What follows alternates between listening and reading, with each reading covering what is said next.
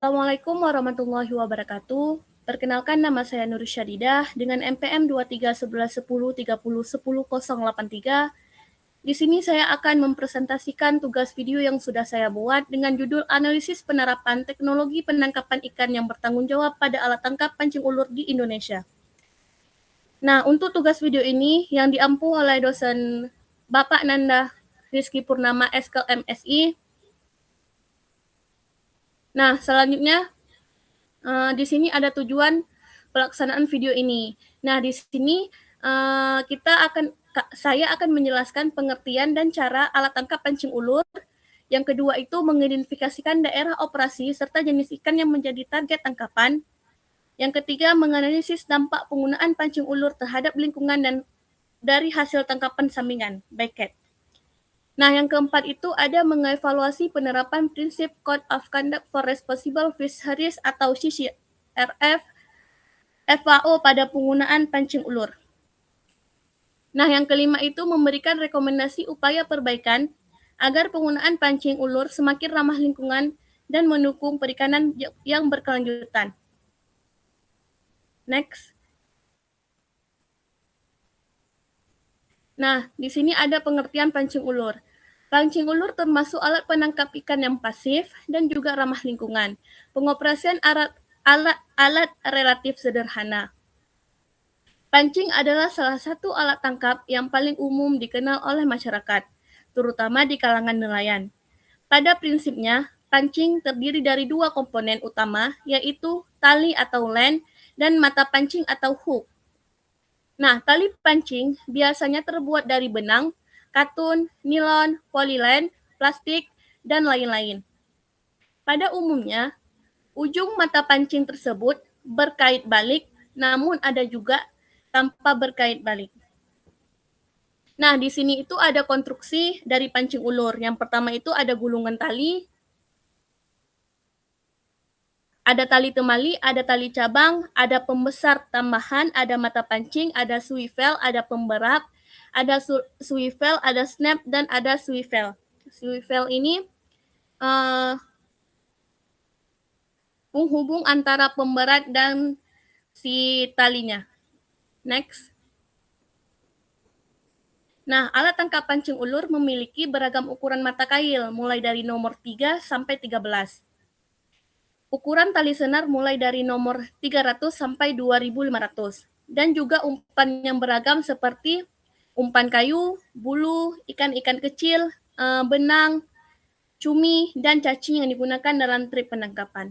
Untuk gambarnya bisa dilihat di sampingnya. Next. Nah, selanjutnya saya akan menjelaskan tentang cara pengoperasian alat tangkap pancing ulur. Nah, yang pertama itu ada persiapan. Nah, nelayan itu menyiapkan alat tangkap, umpan, serta memastikan kondisi peralatan dalam keadaan baik. Setelah itu, nelayan menuju daerah penangkapan atau fishing ground. Nah, yang kedua itu ada setting dan hauling. Umpan dipasang pada mata pancing, lalu diturunkan ke dalam air. Saat ikan memakan umpan, tali segera ditarik. Ikan dilepaskan dari mata pancing dan disimpan di perahu. Selanjutnya itu pancing diturunkan kembali dan proses diulang hingga penangkapan selesai. Next.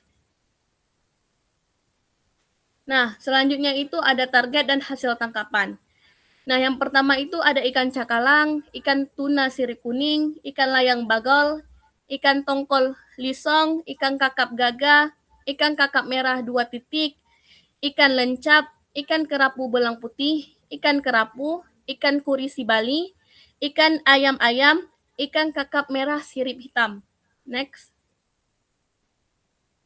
Nah, selanjutnya itu juga ada ikan tenggiri, ikan sunglir serayang, ikan meye, ikan lemadang, ikan layur, ikan kue sirip biru, ikan tuna mata besar, ikan layaran, ikan alu-alu barakuda. Next.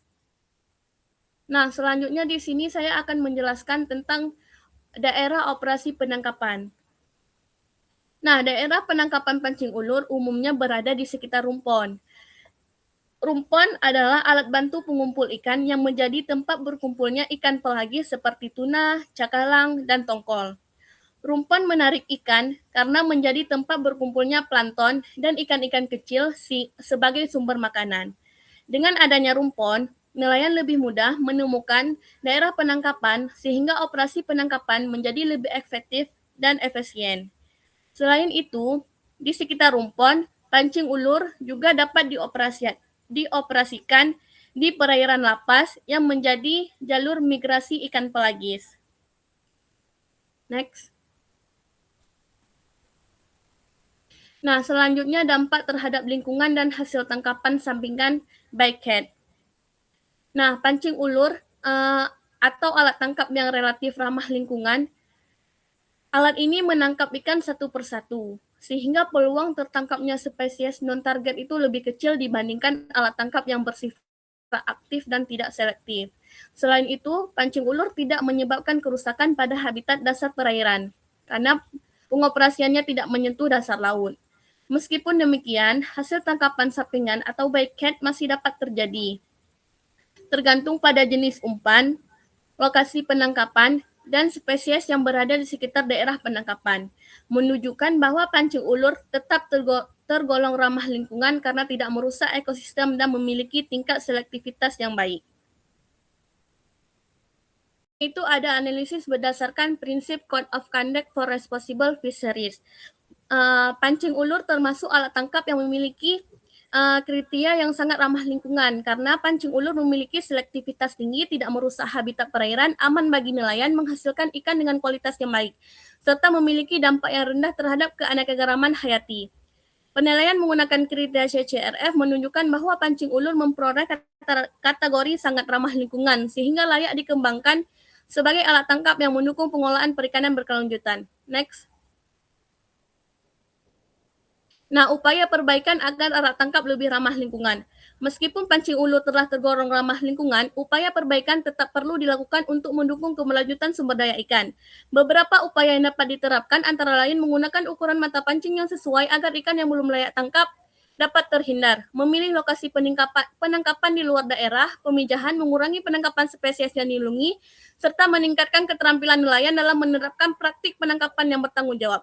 Menerapkan prinsip-prinsip tersebut agar meningkatkan efektivitas pancing ulur sehingga menjaga kelestarian sumber daya perikanan. Next. Nah, kesimpulannya itu pancing ulur merupakan alat tangkap yang memenuhi prinsip penangkapan ikan bertanggung jawab karena bersifat selektif, menghasilkan bycatch yang relatif rendah, tidak merusak habitat perairan dan menjaga kualitas hasil tangkapan. Dengan penerapan prinsip CCRF-FAO serta praktik penangkapan yang baik, pancing ulur dapat mendukung pemanfaatan sumber daya ikan secara berkelanjutan. Next. Nah, untuk referensi yang saya ambil di jurnal itu ada yang pertama itu komposisi hasil tangkapan dan daerah penangkapan pancing ulur tuna. Yang kedua itu ada jenis dan komposisi hasil tangkapan alat tangkap pancing ulur. Yang ketiga itu ada teknik pengoperasian alat tangkap pancing ulur. Yang keempat itu ada analisis tingkat keramahan lingkungan alat tangkap pancing ulur. Yang keempat itu ada analisis tingkat keramahan lingkungan alat tangkap pancing ulur di perairan pantai Tenau, Nusa Tenggara Timur. Nah, hanya ini yang bisa saya sampaikan. Lebih dan kurang saya mohon maaf. Wabillahi taufiq wal hidayah. Assalamualaikum warahmatullahi wabarakatuh.